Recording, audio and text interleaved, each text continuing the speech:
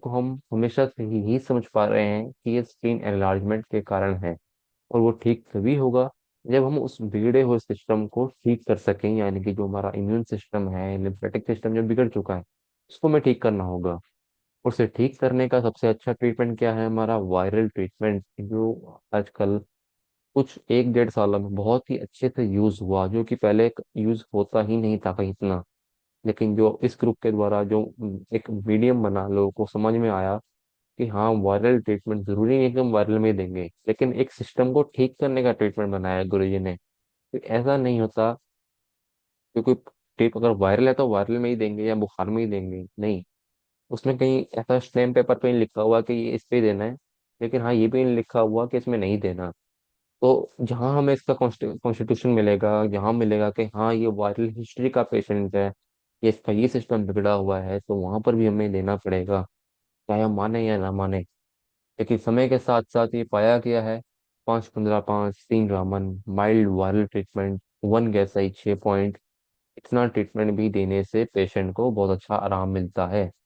उसी से पेशेंट को धीरे धीरे फर्क आने लगता है। लेकिन ये मान के चलना होगा कि जो फर्क आएगा वो धीरे धीरे आएगा, और आएगा तब अगर कंसिस्टेंसी के साथ पेशेंट रोज ट्रीटमेंट लेगा और जैसा बताया गया है वैसा ट्रीटमेंट लेगा। क्योंकि 5-15-5 हम बैठे बैठे भी ले सकते हैं बंदा।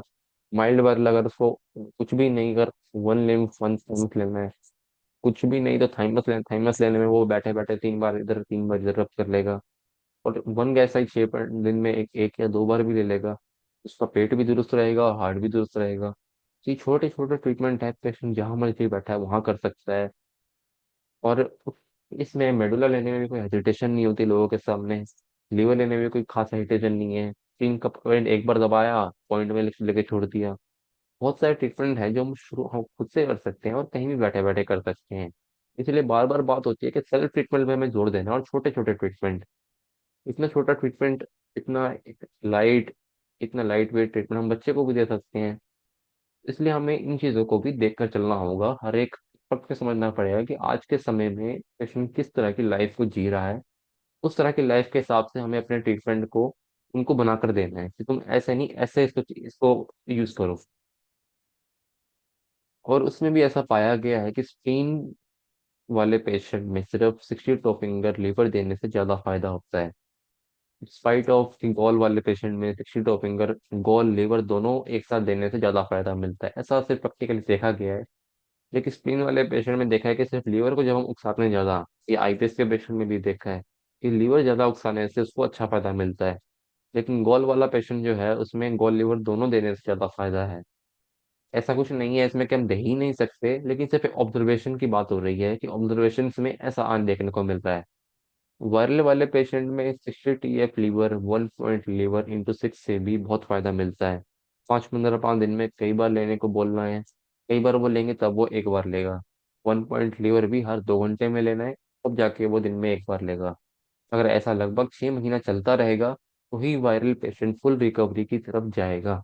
अगर उसने बीच में छोड़ दिया तो हो सकता है वो फिर सिस्टम वहीं अटक जाए और उसको धीरे धीरे वही वापस जाने लगे।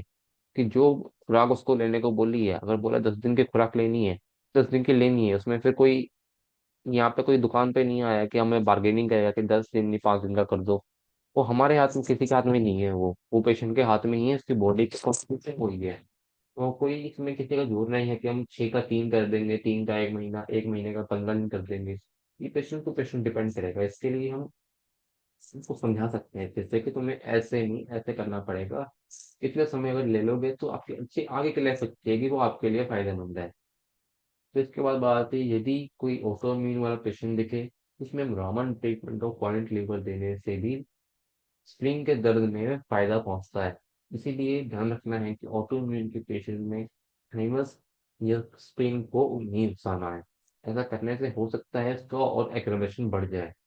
तो इसीलिए इन चीज़ों को बड़ा ध्यान रखना है कि स्प्लिन का दर्द हमें क्या बताता है, और वो क्यों उसका दर्द यहाँ से ट्रेवल करता है। क्योंकि जब स्प्लीन एनलार्ज होता है तो अपने आसपास के जो डायफ्रागम की नर्व्स हैं, फ्रेनिक नर्व्स, उनको इरिटेट कर देगा।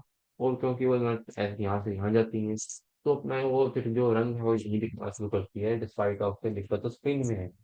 इसी तरह आजकल डब्ल्यूडी देखने को मिलता है, दिक्कत डब्ल्यूडी में है, लेकिन उसकी नर्व्स जब इरिटेट करती हैं तो वो नीचे तक लंबर एरिया से नीचे फुट तक पूरा हिला देती है बंदे को।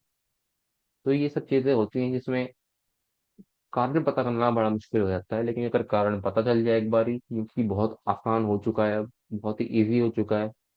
इस हम अब देखेंगे कि सिर्फ स्क्रीन अगर पॉइंट देख लिया और उसकी हिस्ट्री पता कर ली, हिस्ट्री के साथ साथ उसकी करंट मेडिकल कंडीशन के साथ अगर ट्रीटमेंट देंगे, तो पेशेंट को कैसे ऑन द स्पॉट आज के टाइम में रिजल्ट मिलने लगे हैं। सिर्फ ब्राह्मण देने से रिजल्ट मिल रहा है, 5 दिन से रिजल्ट मिल रहा है।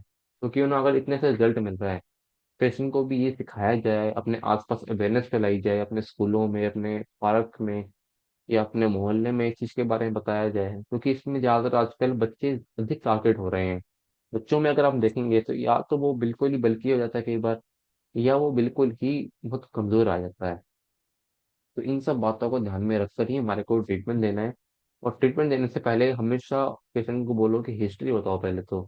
आप कहेंगे कि पेशेंट को याद नहीं है, तो इसको बोलो कि कोई दिक्कत नहीं है, आप 2 दिन लो, 3 दिन लो, लेकिन याद करो बार बार। हम ट्रीटमेंट तो शुरू कर देंगे, लेकिन हमें हिस्ट्री जाननी है कि हिस्ट्री क्या है आपकी, और हिस्ट्री में क्या निकलेगा क्या नहीं वो पेशेंट ही बता पाएगा। क्योंकि हमारे लिए हर एक चीज को जानना बहुत ज्यादा जरूरी है। आशा है कि आपको बिल्कुल समझ आया होगा। और एक और है कि इसमें हमारी जो पहले की क्लास थी, वायरल वायरल बॉडी कंस्ट्रक्शन वाली, उसको भी हमें एक बार जरूर देखना चाहिए, ताकि हमारा बेसिक क्लियर हो पाए और हमारे को जो संशय है, क्वेश्चन आंसर से रिलेटेड,